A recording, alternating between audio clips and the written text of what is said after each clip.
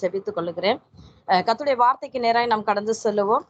மத்தேயு எழுதின சுவிசேஷம் 24ஆம் அதிகாரத்திலே 37ஆம் வசனம், 38ஆம் வசனம், 39ஆம் வசனத்தை நான் வாசிக்கிறேன். நோவாவின் காலத்தில் எப்படி நடந்ததோ அப்படியே மனுஷகுமாரன் வரும் காலத்திலும் நடக்கும். எப்படியெனில், ஜல பிரளயத்துக்கு முன்னான காலத்திலே நோவா பேழைக்குள் பிரவேசிக்கும் நாள் வரைக்கும் ஜனங்கள் புசித்தும் குடித்தும் பெண் கொண்டும் பெண் கொடுத்தும் ஜலப்பிரளயம் வந்து அனைவரையும் வாரி கொண்டு போக மட்டும் உணராதிருந்தார்கள். அப்படியே மனுஷகுமாரன் வரும் காலத்திலும் நடக்கும். செபிப்போம். எங்களை மிகவும் அதிகமாய் நேசிக்கிற எங்க நல்ல தகப்பனே, இந்த ஆசிரிக்கப்பட்ட வேளையிலே உங்க வார்த்தையை பகிர்ந்து கொடுக்கும்படியாய் அருமையான ஊழியக்காரர் மத்தியிலே கர்த்தர் கொண்டு வந்த கிருபைக்காய் ஸ்தோத்திரம் அப்பா. ஆராதனையிலே அசைவாடின தெய்வம், சாட்சி பகுதியிலே அசைவாடின தெய்வம், இப்பொழுது எங்களோடு கூட இடைப்படுங்க ஆண்டவரே. உடைய வார்த்தை எங்களை உருவாக்கட்டும் அப்பா. சந்தோஷத்தோடு உடைய ஊழியத்துக்காய் வந்து நிற்கிற அருமையான ஒவ்வொரு சகோதரிகளும் கர்த்தர் பேர் பேராய் குடும்பமாய் ஆசீர்வதிங்க. ஸ்கைப் ஊழியத்தின் மூலமாய் கேட்டுக்கொண்டிருக்கிற ஒவ்வொரு பிள்ளைகளும் கர்த்தர் தொடுவீராக. அடியாளை மறைத்து வெளிப்படுங்கப்பா. உங்க நாமம் மகிமைப்படட்டும். இயேசுவின் மூலம் ஜெபிக்கிறோம் நல்ல பிதாவே, ஆமேன் ஆமேன். கர்த்தர் நல்லவர், அவர் கிருபை என்றும் உள்ளது. எனக்கு முழு வேதாகமத்திலே பிடித்த அதிகாரம் என்ன அப்படின்னு சொல்லி கேட்டீங்கன்னா, மத்தேயு சுவிசேஷம் 24ஆம் அதிகாரம். கர்த்தருடைய 2ஆம் வருகையிலே, கர்த்தருடைய வருகை நாட்களே என்னெல்லாம் நடக்கும், அவர் வரும்பொழுது என்ன சம்பவிக்கும் என்பதை ஆண்டவர் அந்த இடத்துல அநேக காரியங்களை வெளிப்படுத்தியிருப்பார். விசேஷமாய் மத்தேயு சுவிசேஷத்துல உவமைகளோடு கூட ஆண்டவர் பேச ஆரம்பித்தார். எப்படியாவது ராஜ்யத்துக்குரிய அந்த சுவிசேஷம் ஜனங்களுக்குள்ளே போகணும், அவர்களுக்கு ஏற்றபடிக்காக அந்த வார்த்தைகள் செல்லணும்னு சொல்லி ஆண்டவர் நிறைய உவமைகளாய் சொன்னார். உவமைகள் சில இடங்களை மறைப்பு பொருளாக, அதாவது உவமை அப்படின்னா என்ன அப்படி என்றால், தெரிந்த ஒரு பொருளை வைத்துக்கொண்டு தெரியாத காரியங்களை விளக்குகிறது தான் உவமை. தெரிந்த காரியங்கள்னா மத்தேயு சுவிசேஷம் 13ஆம் அதிகாரத்திலே நம்ம தொடக்கத்திலே பார்க்கும் பொழுது ஆண்டவர் அங்கே விதையை குறித்த உவமையை சொல்லுவார். 4 விதமான நிலங்களை குறித்து ஆண்டவர் சொல்லுவார். இப்ப அந்த இடத்துல அநேகர் உட்கார்ந்து இருந்தாங்க. எல்லாரும் படித்தவங்க ஞானம் உள்ளவர்கள் என்று சொல்ல முடியாது. அப்போ விவசாயிகளுக்கு ஏற்றபடியாய் ஆண்டவர் அந்த நிலங்களை குறித்த உவமைகளோடு அவர்களுக்கு சொன்னார். நிலங்கள் எப்படி இருக்கும், அந்த நிலங்களுடைய காரியங்கள் என்ன, அப்படியே மனுஷர்களும் எப்படி விதமான காரியங்கள் இருக்கிறார்கள் என்பதை ஆண்டவர் அவ்வளவு அழகா வெளிப்படுத்தினார். அதே போல பாத்தீங்கன்னா, இந்த முத்துக்களை குறித்து சொல்லி இருப்பாரு, மீன்களை குறித்து. இந்த மத்தேயு சுவிசேஷம் 13ஆம் அதிகாரத்தில் உவமைகளோடு கூட ஆண்டவர் பேசி இருப்பார். இப்ப இந்த இடத்துலயும் ஆண்டவர் என்ன சொல்றாருன்னா, அவருடைய வருகை நாட்கள்ல எப்படி இருக்கும் அப்படி என்றால், நோவாவின் காலத்துல எப்படி நடந்ததோ அப்படி என்றால், நோவா அப்படின்னாலே நமக்கு அந்த ஜலப்பிரளயம் தான் நமக்கு ஞாபகம் வரும். அந்த பேழை ஞாபகம் வரும். அதற்குள்ளே அவரும் அவருடைய மனைவியும் மருமக்களும் பிள்ளைகளும் மாத்திரம் இருந்தார்கள், வேற ஜனங்கள் வரவில்லை. இதெல்லாம் நம்முடைய மனக்கண்களே வரும். இப்போ ஆண்டவர் சொல்லுகிற அந்த காரியம் நோவாவின் காலத்தில் எப்படி நடந்ததோ அப்படியே மனுஷகுமாரன் வரும் காலத்துல நடக்கும். ஆக்சுவலி பாத்தீங்கன்னா, இந்த 24ஆம் அதிகாரத்தை ஆண்டவர் நம்முடைய சீஷர்களிடத்துல பேசுகிற சில காரியங்களை தான் நீங்க பார்க்கிறோம். இயேசு அந்த 1ஆம் வசனத்துல பாத்தீங்கன்னா, இயேசு தேவாலயத்தை விட்டு புறப்பட்டு போகையில் அவருடைய சீஷர்கள் தேவாலயத்தின் கட்டடங்களை அவருக்கு காண்பிக்க அவரிடத்தில் வந்தார்கள். அவங்க அந்த பில்டிங்கை காட்ட வந்தாங்க. ஆனா ஆண்டவர் அங்கே பாருங்க, இவைகள் எல்லாம் பார்க்கிறீர்களே, இவ்விடத்தில் ஒரு கல்லின் மேல் ஒரு கல்லிராதபடி எல்லாம் இடிக்கப்பட்டு போகும் என்று மெய்யாகவே உங்களுக்கு சொல்லுகிறேன். இந்த இடத்துல ஆண்டவர் பாத்தீங்கன்னா மறைபொருளாகவும் சொல்லியிருப்பார்.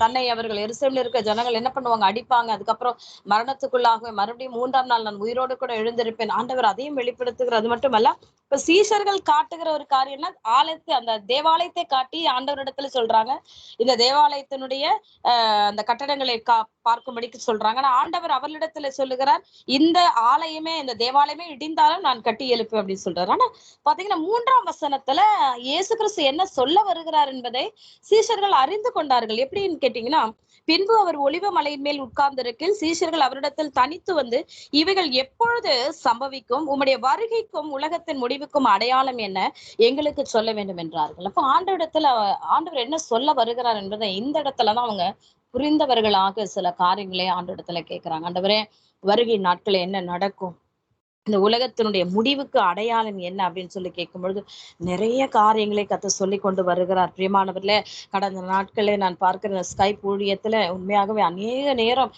பாத்தீங்கன்னா, அந்த சபையின் ஊழியமானது கொரோனாவின் காலங்களில் சபைகள் மூடப்பட்ட காலத்துல உண்மையாக அப்பதான் நான் இந்த ஸ்கைப் ஊழியத்துக்குள்ளே வந்தேன். இந்த 2 ஆண்டு காலம் இந்த ஊழியத்துல நின்று கர்த்தருடைய வருகை குறித்து சொல்லும்படியான வாசல்களை தேவன் திறந்து கொடுத்தார். அப்ப அந்த வெளிப்படுத்தலின் விசேஷத்தோடு அந்த முத்திரைகளோடு கூட ஆண்டவர் ஆகிய இயேசு கிறிஸ்து 24ஆம் அதிகாரத்திலே 4ஆம் வசனத்திலும் சொல்லப்பட்ட ஒவ்வொரு காரியங்களையும் அவ்வளவு ஒவ்வொரு ஒத்துமையோடு கூட ஆவியானவர் வெளிப்படுத்த ஆரம்பித்தது. இன்றைக்கும் அது ஆச்சரியமா இருக்கிறது. இப்படி எல்லாவற்றும் சொல்லிக் கொண்டு வந்த தேவன் அவர்களுக்கு ஒரு அடையாளத்தை சொல்றார். என்னன்னா, நோவாவின் காலத்துல எப்படி நடந்ததோ அப்படியே மனுஷகுமாரனுடைய காலத்திலே நடக்கும். எப்படி எனில் ஜல பிரளயத்துக்கு முன்னான காலத்துல, ஏன்னா பாத்தீங்கன்னா 120 ஆண்டு காலம் நோவா என்ன பண்ணாராம், ஜனங்கிடத்துல சொல்லிட்டே இருந்தா, அந்த பேழையை கட்டுகிறது அவர் மட்டும் கட்டி இருக்க மாட்டார், அவருடைய பிள்ளைகள் மட்டும் கட்டி இருக்க மாட்டாங்க. இல்ல, அங்க இருக்கிற அந்த ஊர்ல இருக்க எல்லா ஜனங்களுமே என்ன பண்ணிருப்பாங்க, அந்த பேழையை கட்ட உதவி செய்ய வந்திருப்பார்கள் பணத்துக்காக. அவனிடத்துல அவர் சொன்னார், இப்படி இப்படி மழையின் நாட்கள் வரப்போகிறோம், அது வெள்ளங்களாய் மாறும், அழிவானது நம்முடைய தேசத்துல வரப்போகுது அப்படின்னு சொல்லும் பொழுது அதை ஜனங்கள் ஏற்றுக்கொள்ளவில்லை இல்லையா. ஆண்டவருடைய காரியம் என்னதென்பதை இந்த நாட்களிலும் சொல்றோம். இயேசு கிறிஸ்து வரப்போகிறாரு, அவர் 2ஆம் வருகை இருக்கு, அதுக்கு முன்பதாக ரகசிய வருகை இருக்குங்க அப்படின்னு சொன்னா இன்னைக்கு அநேகர் என்ன பண்றது இல்ல, அதை ஏற்றுக்கொள்ளுகிறதான இருதயம் இல்லை. அப்ப ஆண்டவர் அதான் சொன்னாரு பாத்தீங்களா, நோவாவின் காலத்துல எப்படி நடந்தது, நோவாவும் சொல்லி எல்லாரையும் பேழைக்குள்ள வந்துருங்க, எப்படியாக வந்துருங்கன்னு சொல்லி கண்டிப்பா அவர் சொல்லி இருப்பார். ஆனால் ஒருவருமே அதற்கு செவி கொடுக்கவில்லை. அதுபோல இப்ப காலகட்டத்துல பாத்தீங்கன்னா, இப்ப ஆண்டோட வருகை குறித்து சொல்லுகிற அந்த சத்தியங்களும் மறைந்து கொண்டு வருதுன்னு தான் நம்ம சொல்ல முடியும். கண்டிப்பாக. ஏன்னா இன்னைக்கு நிறைய இடங்களிலே நம்ம பார்க்கிறோம், ஜனங்கள் ஆசீர்வாதமான ஒரு வார்த்தை நமக்கு கடந்து வருமா, நம்மை தேற்றுகிற ஒரு வார்த்தை கடந்து வருமா அப்படின்னு ஏங்குகிற ஜனங்களுக்கு ஏற்ப சத்தியங்கள் தான் இன்னைக்கு நம்ம என்ன பண்ணிட்டு இருக்கோம், சபைகளில் இன்னைக்கு சொல்லிட்டு இருக்கிறோம். ஆனால் கர்த்தருடைய நாள் என்கிற நாள் ஒரு நாள் வருதே, அந்த நாட்கள்ல அது பயங்கரமான ஒரு நாட்களா இருக்குமே, எதிர்பார்க்காத விதமாக பாத்தீங்கன்னா அந்த கொரோனாவினுடைய காலங்களில் நடந்த ஒரு சம்பவத்தை இன்றைக்கும் நம்மளால ஜீரணிக்கவே முடியாது. ஆண்டவர் சொன்ன தீர்க்க தரிசனமான சொன்ன வார்த்தைகள் எல்லாமே நிறைவேறிச்சு பாருங்க. இறந்தவர்களுடைய பிணத்தை கூட நம்முடைய வீட்டுக்கு கொண்டு வர முடியாதபடியான ஒரு சூழ்நிலை, எல்லாம் முடக்கப்பட்ட ஒரு சூழ்நிலைகள். அந்நாட்கள் எனக்கு பணம் இருக்கு, வசதி இருக்கு, எனக்கு இவ்வளவு இருக்கு அவ்வளவு இருக்குன்னு சொல்றவங்க கூட அந்த நாட்களை வெளியே வர முடியாதபடியான ஒரு சூழ்நிலை. இவைகள் எல்லாம் ஆண்டவர் வேதாகத்துல சொன்ன ஒவ்வொரு அடையாளங்களா இருந்தது பிரியமானவர்களே. அப்ப இந்த இடத்துல அவர் சொல்ல வருது எப்படி எனில், ஜலப்பிரளயத்துக்கு முன்னான காலத்துல அவங்க எவ்வளவோ பாத்தீங்க, நோவா சொன்ன அந்த வார்த்தைக்கு அவர்கள் செவி கொடுக்கல. அவர்களுடைய காரியங்கள் எப்படியா இருந்தது என்றால், அவர்கள் ஜனங்கள் எப்படி இருந்தாங்க, புசித்தும் குடித்தும் பெண் கொண்டும் பெண் கொடுத்தும் அவர்கள் எப்படி இருந்தாங்க, அந்த வார்த்தை அவர்கள் ஏற்றுக்கொள்ளவில்லை. மழை எப்படி வரப்போகுது, இதுவரைக்கும் மழை என்பதே நாங்கள் பார்க்கவே இல்லையே, அப்படி காணாத ஒரு காரியம் எப்படி வரும் என்று சொல்லி ஜனங்கள் என்ன பண்ணாங்க, நோவாவை அவர்கள் கேலி செய்ய ஆரம்பித்திருக்கிறார்கள். ஏன்னா இந்த சம்பவத்தை எல்லாம் இன்னும் வேதாகமத்துல கொண்டு வர வேண்டும் என்றால் நம்மளால அதை தூக்கிட்டு போக முடியாது. அவ்வளவான நிறைய மறைபொருள்கள் இருக்கு. அப்ப பரிசுத்தாவினுடைய சமூகத்தில் நம்ம காத்திருக்கும் ஆண்டவர் நிச்சயமா நமக்கு வெளிப்படுத்துகிறவராய் இருக்கிறார். இப்போ தேவன் சொல்லுகிற இந்த பாருங்க, ஜலப்பிரளயத்தினுடைய நாட்களுக்கு முன்பதாக ஜனங்கள் எப்படி சந்தோஷமா தங்களுடைய வாழ்க்கையில அவர்கள் புசித்து குடித்து பெண் கொடுத்து இருந்தார்களோ, அதே போலதான் என்னுடைய வருகை நாட்களிலும் இருக்கும் என்று சொல்லி ஆண்டவர் சொல்லுகிறார். பாருங்க, 39ஆம் வசனம் 24ஆம் அதிகாரத்திலே, மத்தேயு சுவிசேஷம் 24ல 39ஆம் வசனம் சொல்லுது, ஜலப்பிரளயம் வந்து அனைவரையும் வாரி கொண்டு போக மட்டும் உணராதிருந்தார்கள் அப்படின்னு என்ன அர்த்தம். அந்த பாருங்க, நான் நினைச்சு பாக்குறேன், அந்த மழையின் முதல்ல அந்த மழை துளி மேல வானத்துல இருந்து வரும்பொழுது அந்த ஜனங்கள சந்தோஷமா இருந்திருப்பாங்க. இதுவரைக்கும் இப்படி நம்ம பார்த்ததே இல்லை. இப்படி மழை வானத்துல இருந்து பெய்யுதுன்னு சொல்லி நல்லா சந்தோஷமா நாங்க என்ன பண்ணிருப்பாங்க, வெளியே வந்து பார்த்திருப்பாங்க. ஒரு நாள் போயிருக்கோம், 2 நாள் போயிருக்கோம், அவங்க ஜனங்கள் எல்லாம் தண்ணி பிடிக்க ஆரம்பிச்சிருப்பாங்க. அதுக்கப்புறம் அந்த தண்ணியில விளையாட ஆரம்பிச்சிருப்பாங்க. ஆனா நாட்கள் செல்ல செல்ல அந்த மழையின் வெள்ளங்கள் அது பெருகி வரும் பொழுது, அதாவது பாத்தீங்கன்னா மதகுகள் திறவுண்டது என்று சொல்லி வேதம் சொல்லப்படுகிறது. அப்போ அவன் ஜனங்கள் அப்போ அலறி இருப்பாங்க, நோவா நீ ஒருவேளை நோடைய அந்த பேடையை திறங்க வரணும் அப்படின்னு சொல்லி கூட அவங்க அலறி இருக்கலாம், எப்படியெல்லாம் வேணா காரியங்கள் செய்திருக்கலாம். ஆனால் அந்த இடத்துல இடம் இல்லை. ஏன்னா அதற்கு முன்பதாக அவர்கள் என்ன பண்ணல, உணர்வில்லாமல் இருந்தார்கள். அந்த சுவிசேஷத்தை அந்த வார்த்தைகளை ஏற்றுக்கொள்ளத்தக்கதாக ஜனங்கள் இல்லை. இன்னைக்கும் நம்ம சொல்றோம் ஆண்டவர் வரப்போகிறார், இயேசு கிறிஸ்து வரப்போகிறப்போ எனக்கு என்னோட சபையில வந்து ஒருத்தவங்க பாத்தீங்கன்னா, அவங்க வேலை செய்யறாங்க, ஒரு இடத்துல கவர்மெண்ட்ல வேலை செய்யறாங்க, கிளீன் பண்ற வேலை. இப்ப அந்த இடத்துல அவங்களுக்கு ஓய்வு நாள்ல அவங்களுக்கு வேலைக்கு லீவ் கொடுக்காம வச்சுட்டு இருக்கிறபடினால இவங்க சொல்லியிருக்காங்க, ஓய்வு நாளை நாங்கள் அனுசரிக்கிறோம், அதனால நீங்க ஞாயிற்றுக்கிழமை எங்களுக்கு லீவ் கொடுங்க, சபைக்கு போகணும் அப்படி சொல்லும் பொழுது, எதுக்காக நீங்க சபைக்கு போகிறீங்க அப்படின்னா, அப்போ இந்த மாதிரி ஆண்டவருடைய உயிர் உயிர்த்தெழுந்த நாட்களா இருக்கிறது அப்படின்னு சொல்லி இவங்க சொல்லும் பொழுது, இயேசு கிறிஸ்து உயிரோடவே இல்லைங்க. அவர் இறந்துட்டாரு. அவர் அதோட அங்க கல்லறையில வைக்கப்பட்டாயிற்று. அதுக்கப்புறம் அவர் வெளியே வரவே இல்ல.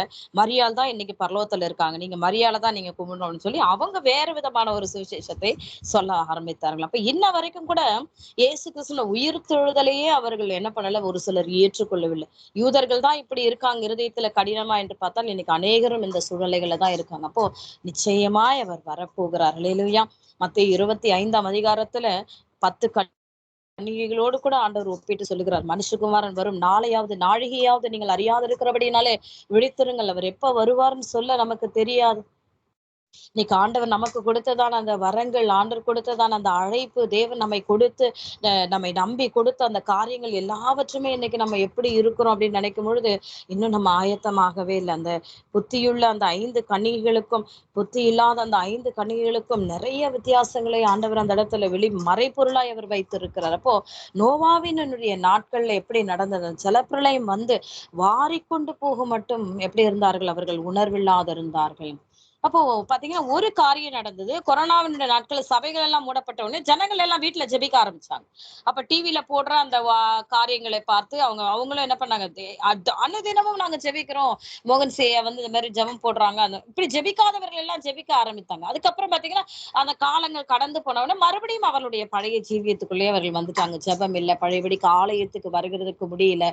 ஓய்வு நாளில எங்களுக்கு வேலை இருக்கு, 2 சம்பளம் கொடுக்குறாங்க, அதனால எங்களால வர முடியல.